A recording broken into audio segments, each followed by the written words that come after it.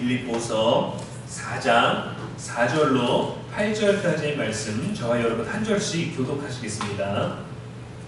주 안에서 항상 기뻐하라. 내가 다시 말하노니 기뻐하라. 너희 관용을 모든 사람에게 알게 하라. 주께서 가까우시니라. 아무것도 염려하지 말고 다만 모든 일에 기도와 간구로 너희 구할 것을 감사함으로 하나님께 아뢰라. 그리하면 모든 지각에 뛰어난 하나님의 평강이 그리스도 예수 안에서 너희 마음과 생각을 지키시리라. 끝으로 형제들아, 무엇에든지 참되며 무엇에든지 경건하며 무엇에든지 옳으며 무엇에든지 정결하며 무엇에든지 사랑받을 만하며 무엇에든지 칭찬받을 만하며 무슨 덕이 있든지 무슨 기림이 있든지 이것들을 생각하라. 아멘. 이것은 살아계신 우리 하나님의 말씀입니다. 이 시간 하나님과의 관계 속에서 맡기라 라는 제목으로 말씀 나누도록 하겠습니다. 여러분에게 시간은 어떻게 느껴지는지 잘 모르겠습니다. 근데 벌써 5월이 되었죠. 시간이 참 빠릅니다. 여러분들에게는 더욱더 그러하시겠지만 어느 순간부터인가 날짜 개념을 살짝 내려놓고 살아갈 때가 있지 않습니까? 시간의 개념도 개의치 못하고 또 오늘이 몇 주짜인지 또 한 주가 돼서 며칠째인지도 생각하지도 못하고 하루하루를 그렇게 살아갈 때가 있는 것 같아요. 오늘 하루는 어땠는지 아쉬움을 느끼거나 어떻게 지냈는지 돌아보거나 점검하는 부분들은 사라지고 그냥 살게 되는 것 같습니다. 그러한 중에 갈급한 중에 힘든 중에 또 믿음과 말씀과 기도를 찾으며 또 우리의 감정과 본능에 따라 살아가는 순간들도 많죠. 그렇게 하루가 금방 갑니다. 내일 때문에 또 오늘을 피곤한 하루 때문에 오늘 하루를 지나고 또 어제를 또 오늘을 생각할 겨를도 없이 또 내일을 준비하고 맞이해야 되는 것이 또 우리들의 바쁜 일상인 거죠. 여기 계신 분들은 아마 현실적으로도 가장 힘있고 바빴던 시절들이 이제 좀 지나가고 좀 더 여유롭고 편안한 삶을 바라고 또 그런 것들을 준비하며 나아갈 시기이십니다. 거친 인생을 살아오시면서 또 세상과 사람을 품고 받아들이는 그 마음과 생각의 지경도 충분히 여러분 가운데 내공이 쌓여 있으시리라 생각이 됩니다. 그런데도 우리들에게는 여전히 염려가 있지요. 제가 너무 부정적인 것 같이 느껴지기도 해요. 지금 염려에 관해서 염려에 대한 말씀을 4개월째 다루고 있습니다. 우리의 내적인 성숙과 연약함을 대하기 위해서는 계속해서 우리는 그 말씀이 우리들의 습관화되고 말씀이 우리들의 일상이 될 때까지 무수히 반복해도 모자람이 없습니다. 그만큼 우리는 그 말씀대로 살기에 말씀을 아는 게 아니라 그 말씀이 정말 생명력을 우리들의 일상 가운데서 가질 수 있도록 계속해서 여러분 말씀을 가까이 하셔야 돼요. 4개월 동안 똑같은 본문을 봤는데 여러분 빌립보서 4장 4절로 8절 말씀 이제 외우셨나요? 네, 전혀 외우시지 않은 표정이시겠지만 그러나 이 말씀이 여러분들 삶에 녹아있기를 축복합니다. 녹아있기를. 우리는 여전히 연약하죠. 그러면 우리 늘 염려가 많고 걱정이 많고 근심이 많은 우리의 입장이 아니라 하나님의 입장에서 한번 생각해보죠. 하나님의 자비는 어떠할까요? 우리들의 염려는 끊임이 없고 우리들의 고난도 우리들의 건강을 악화시키고 우리 안에 두려움이 찾아오고 우리 안에 불안과 초조함 미래에 대한 염려, 걱정들 너무도 많은데 이런 것들도 한이 없이 큽니다. 그렇다면 하나님은 어떠실까? 하나님의 자비는 얼마나 할까요? 얼만큼의 자비를 품고 계실까요? 만약에 우리들이 인생에서 겪는 고난의 최대가 10이라고 한다면 또 그래서 그 안에서 우리가 겪는 것이 한 7이나 8 정도 된다라고 한다면 하나님의 자비를 수치화한다면 몇 정도 될까요, 여러분? 하나님의 은혜와 자비는 저와 여러분의 고난과 고민과 죄를 덮을 만큼 충분하다고 믿으십니까? 다른 사람을 돌보시느라 우리를 돌보지 않는 것 같은 그런 서운함들이 하나님께도 혹시 있으신가요? 그래서 하나님의 은혜는 많지만 내게 집중되어 있지 않고 하나님의 자비는 무한하지만 그 무한함 중에 일부도 내게 오지 않은 것 같은 걸 느끼십니까? 하나님은 모든 인류의 죄를 또 모든 연약함을 아시는 데다가 전부를 한꺼번에 다루시기에도 부족함이 없으십니다. 오히려 항상 넘치는 은혜와 자비를 우리들에게 베풀어 주시고도 여전히 충만하신 분이십니다. 우리가 이 하나님을 먼저 알아야 돼요. 우리를 억누르고 있는 죄, 우리에게 다가오는 연약함, 우리를 흔들고 있는 근심들, 이런 것들이 얼마나 초라하고 한심할 정도라고 느껴질지 하나님을 아는 만큼 깨닫게 됩니다. 그러니까 염려를 하나님께 맡기기 위해서는 하나님을 알아야 되고 그 하나님과의 관계가 우리들에게 먼저 있어야 된다는 것이죠. 우리가 누군가 사람에게 무언가를 부탁할 때 그저 정말 간절한 부탁 아니면 정말 필요한 부탁의 상황도 있겠지만 대부분은 관계 안에서 부탁이 이루어지고 요청과 거절과 승낙이 이루어지게 되어 있습니다. 때로는 내가 어려운 것이지만 관계 때문에 그 어려운 것을 부탁받기도 하고, 때로는 내가 부탁하기 남들에게는 어려운 것이지만 관계 때문에 그 어려운 것을 부탁하기도 하고, 관계 때문에 이 부탁이 불편해져서 그것을 내려놓기도 하죠. 요엘서 2장 13절에 너희 하나님 여호와께로 돌아올지어다. 그는 은혜로우시며 자비로우시며 노하기를 더디하시며 이내가 크시사라고 되어 있어요. 하나님께 돌아오라고 합니다. 왜냐하면 이거는 하나님은 은혜로우시고 자비로우시기 때문이에요. 근데 은혜로우시고 자비로우신 그 하나님께 돌아와서 하나님과의 관계성으로 돌아오라는 얘기입니다. 자비로우신 분에게 와서 자비를 누리고 은혜로우신 분에게 와서 은혜를 누리는 건데, 자비롭고 은혜로우신 그 하나님과의 관계성으로 돌아오라는 얘기예요. 자비로운 하나님은 멀리 계신 분이 아니십니다. 은혜로운 하나님은 우리는 머리로 알지만 다른 이에게 은혜를 베푸는 그런 다른 이들의 하나님이 아니십니다. 또 하나님은 우리의 신앙의 연수가 10년 이상 되어야 한다거나 주중에 예배 3번 이상을 출석해야 되고 봉사 30건, 순종 100건, 성경 암송 한 20절 이상 하고 성경 인물 한 50명 정도 암기하는 그 신앙의 이력이 있어야만 그것을 채운 사람의 하나님이 결코 아니시라는 거예요. 하나님의 이름을 부르고 그가 보내신 예수 그리스도를 믿고 그가 하신 약속의 말씀을 붙들고 하나님을 의지하는 모든 자들의 하나님이 되어주십니다. 우리는 지나가다 누군가를 만났을 때 우리가 옷깃만 스쳐도 인연이라는 말을 하잖아요. 그냥 여기서 부딪히고 우연찮게 만났고 우연찮게 대화가 오가는 것도 우리는 큰 만남이라고 얘기를 하지 않습니까? 인생과 인생이 한순간이지만 그 인생과 인생, 지금까지 살아온 인생들이 그 순간을 만나는 거예요. 사실 우리가 알고 있는 사람도 귀하지만 지나가다가 우연찮게 부딪혀서 죄송합니다, 고맙습니다, 괜찮습니다, 도움이 필요하십니까, 도와드릴까요? 라는 이 한마디가 인간의 인류애가 담겨있는 것 같지만 사실 그 순간 관계가 만들어지는 거예요. 근데 우리가 그 관계 속에서 어떤 조건을 따지는 것이 아니라 그렇게 좋은 만남, 좋은 어떤 인사말을 나누고 가면은 정말 모든 세상을 아름답게 바라보게 되지 않습니까? 그런데 그 안에서 부딪혔는데 서로 눈치를 주고 서로 기싸움을 하고 네가 잘못했니? 내가 잘못했니? 네가 세니? 내가 세니? 내 길이니? 네 길이니? 싸우게 되면은 갑자기 모든 세상이 또 싫어지게 되는 거죠. 아주 작은 것, 아주 순간적인 거지만 그렇게 관계는 중요하고 참 비중이 있는 것입니다. 하나님과 우리의 관계, 시간이 중요한 게 아니라 하나님을 우리가 어떻게 누구로 받아들이느냐. 하나님은 이미 우리와의 관계를 정립하셨거든요. 그런데 우리는 성도로서 세상을 사는 사람들로서 근심 많은 사람으로서 하나님의 은혜와 자비가 필요한 사람으로서 하나님의 치유하심이 하나님의 인도와 보호하심이 필요한 사람으로서 하나님과의 관계를 어떻게 생각하고 계십니까?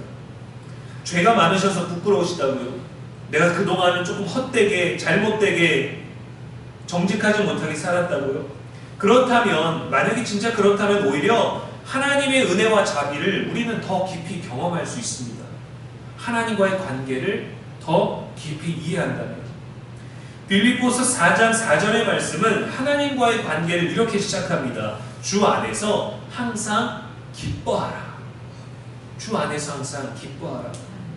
우리의 연약함, 우리의 죄, 우리를 불안하게 하는 그 모든 염려를 다루는 첫 번째 단계는 이거예요. 주 안에서 항상 기뻐하라. 이 단계를 뛰어넘으면 안 됩니다. 급하다고 지나치면 안 됩니다. 두려움은 우리를 절망하게 하지만 기쁨과 감사는 똑같은 두려움을 느끼는 상황 속에서도 우리들에게 가능성과 소망을 주는 거예요.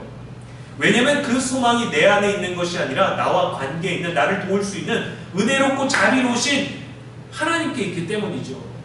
관계성 안에서 편안함을, 위로를 얻을 수 있다는 겁니다. 말씀에 근거해야 되는 거예요. 우리는 이러한 삶을 선택해야 됩니다. 주 안에서 항상 기뻐하라. 이 기뻐하는 것을 우리는 선택할 수 있습니다. 원망을 선택할 수도 있어요. 우리는 불만을, 불평을 선택할 수도 있습니다. 그런데 우리는 믿음 안에서, 주 안에서 항상 기뻐할 수 있는 것도 선택할 수 있다는 것이죠. 기뻐할 수 없을 때 바로 기쁨을 선택하는 거예요. 기뻐할 때 주 안에서 기뻐하는 거예요. 기뻐하는 순간이 내게 너무도 적을 때 항상 기뻐하는 겁니다.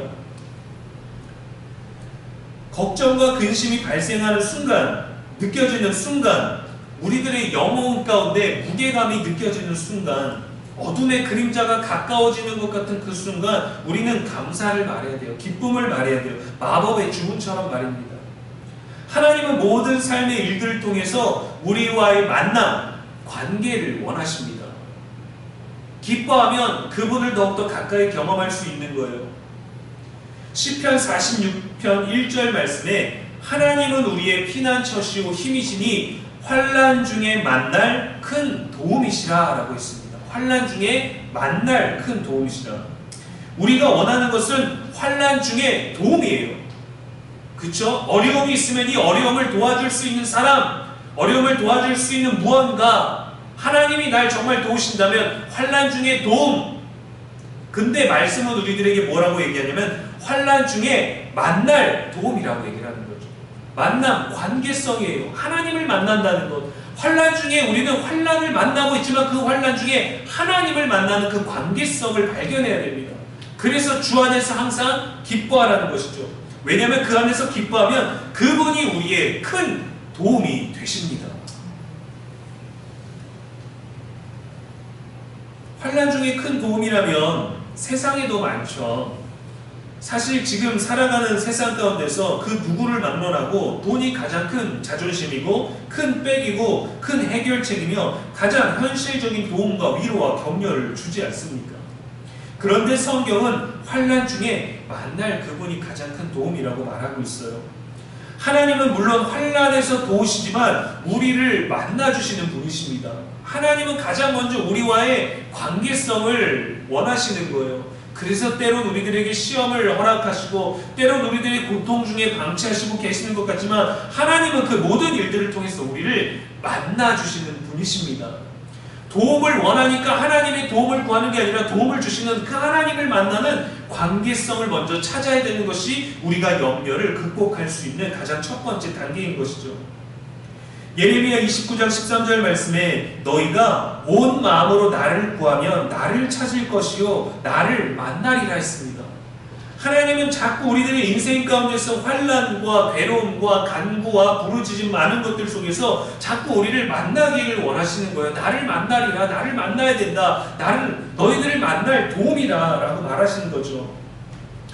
이스라엘 구약의 역사에서도 보면 대부분 하나님을 찾는 경우는 하나님의 구원, 하나님의 도우심이 필요해서입니다.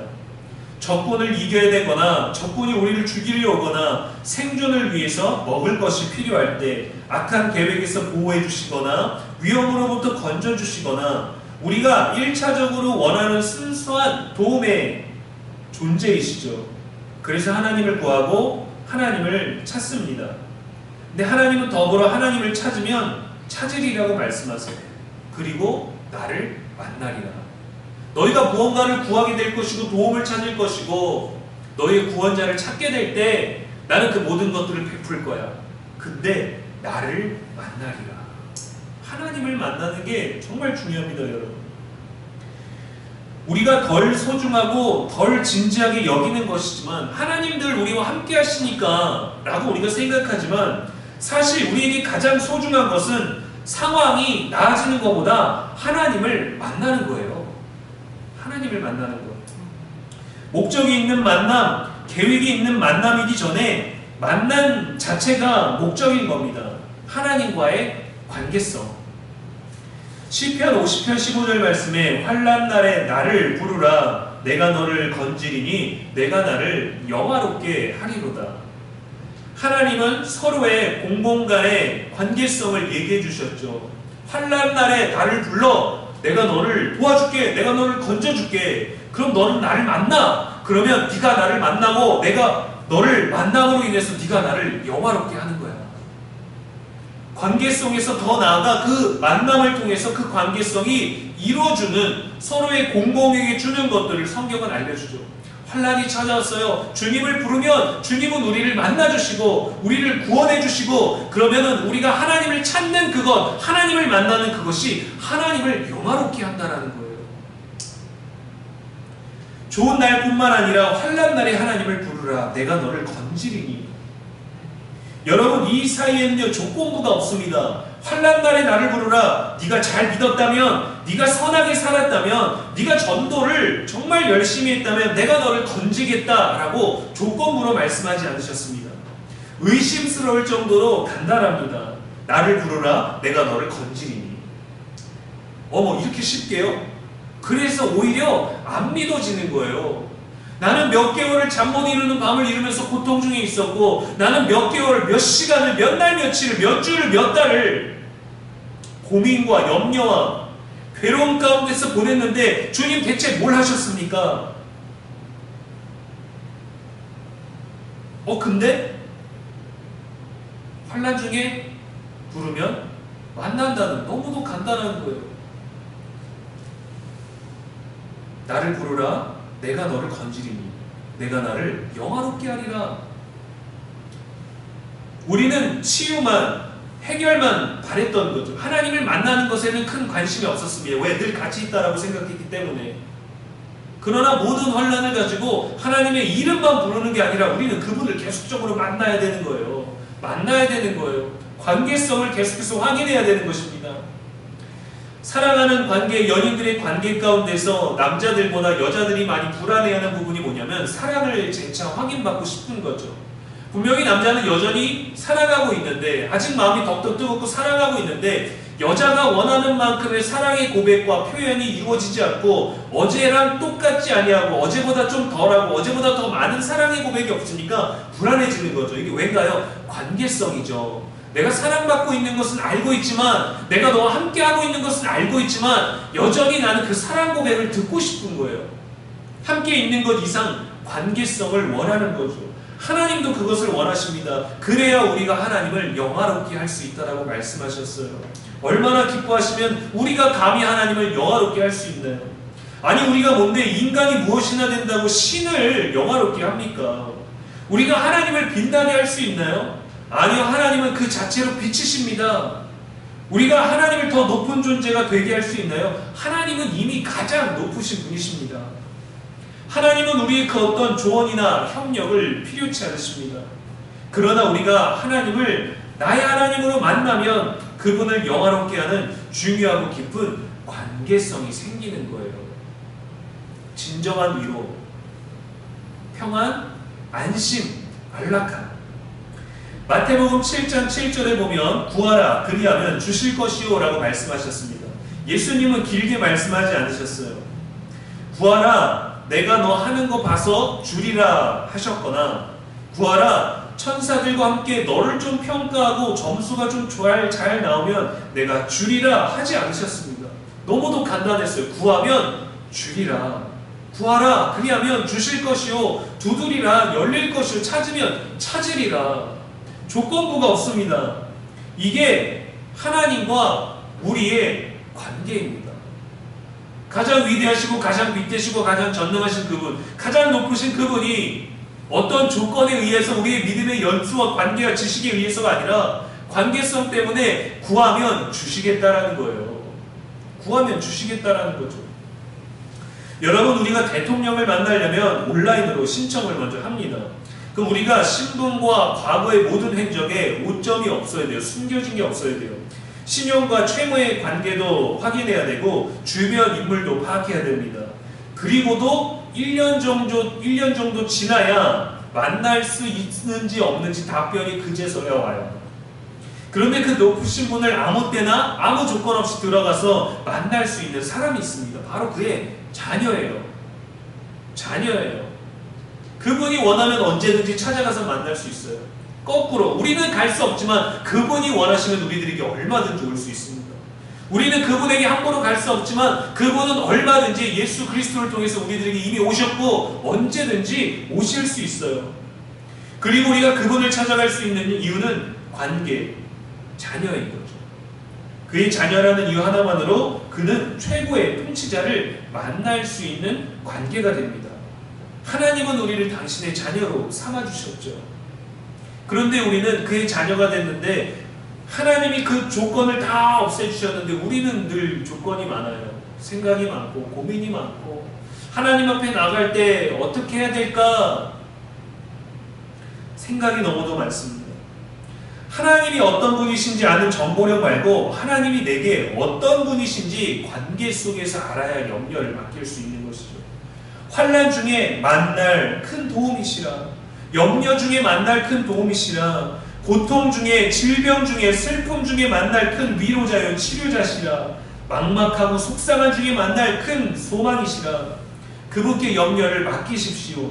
하나님이 우리를 위해서 그토록 하고 싶어 하시는 일을 하시게 하십시오. 여러분, 맡겨야 되는 거예요. 그분이 그리스도 예수 안에서 저와 여러분의 마음과 생각을 지키게 하십시오. 지켜주십시오라고 계속해서 우리들의 마음 가운데 붙들고 있지 말고 지키게 하나님께 맡기십시오. 저희 집에 2개월에 한 번씩 정수기 점검이 나옵니다. 상태가 어떤지, 물이 깨끗하게 온수 냉수가 잘 나오는지. 잘 사용하다가 문제가 생길 때가 있기도 하죠. 그러면 전문가가 오셔서 점검과 수리를 해주십니다. 예약을 잡고 담당자가 오시면 증상만 설명해 주면 돼요. 괜찮습니다. 뭐가 좀 더디게 나옵니다. 소리가 납니다. 제가 하는 건 여기까지면 됩니다.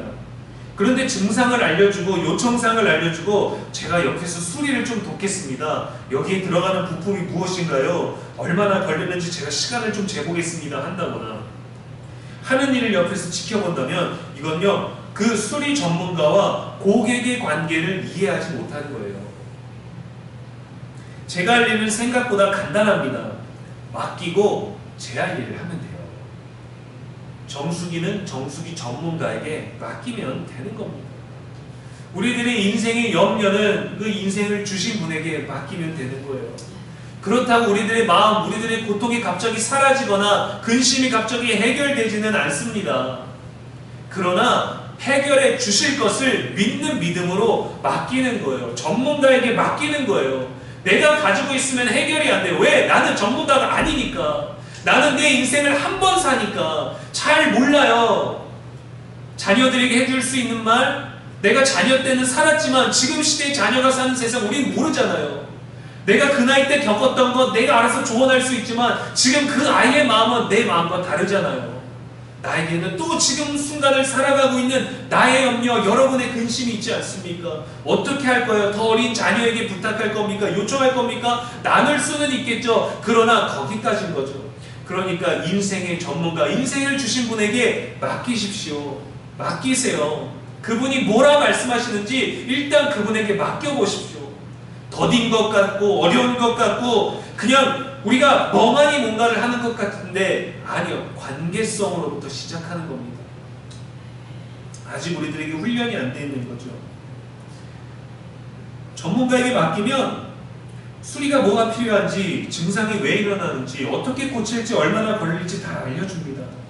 하나님과의 관계에서도 마찬가지입니다. 여러분의 문제를 하나님께 맡기십시오. 우리가 관여하고 싶을 때가 되면 하나님이 알려주실 거예요. 근데 우리는 오히려 하나님이 관여하지 못할 만큼 꽁꽁 붙들고 있을 때가 많죠. 하나님께 기도하고 하나님께 간구하고 하지만 결국 인간의 방법으로 해소하고 있는 저와 여러분의 인생들 아니겠습니까? 불안한 마음을 감사로 바꾸십시오. 우리들의 입술로, 우리들에게 주신 목소리로, 우리들에게 주신 언어로 기적의 주문을 말하십시오.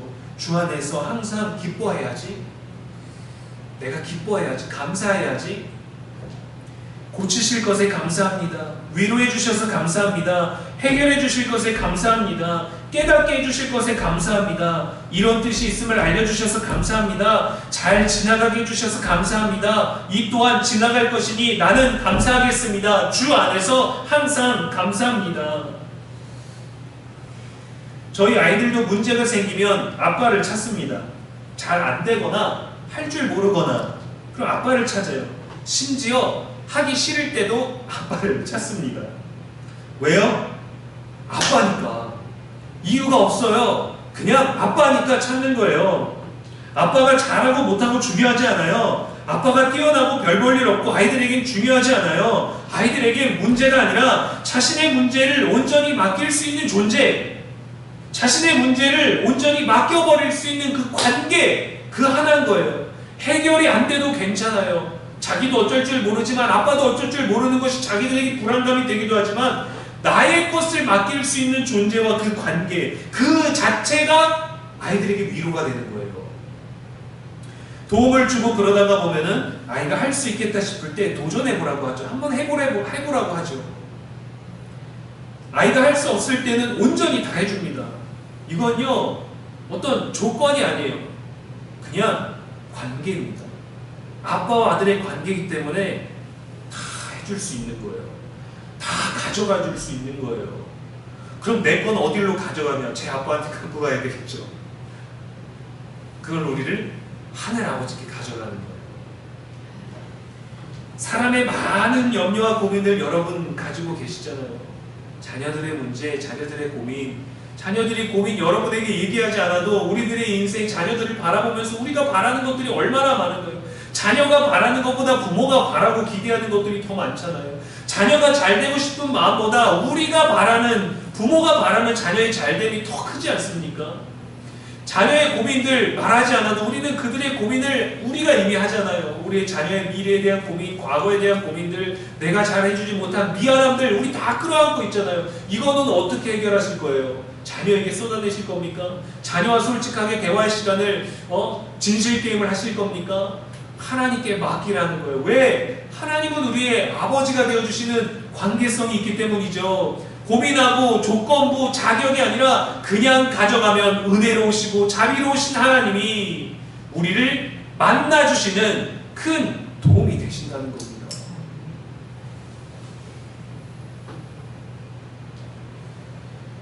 아이는 문제, 고민이 생기면 무조건 가져옵니다. 궁금한 거, 신기한 거, 모르는 거, 자신의 모든 걸 알리고 싶어 하죠. 나누고 싶어 하죠. 함께하고 싶어 하죠. 우리도 하나님 아버지께 그리해야 돼요. 염려는 주님께 맡기고 우리는 주 안에서 기뻐하기를 훈련해야 됩니다. 6절 말씀에 보면 염려라는 단어가 사용됐죠.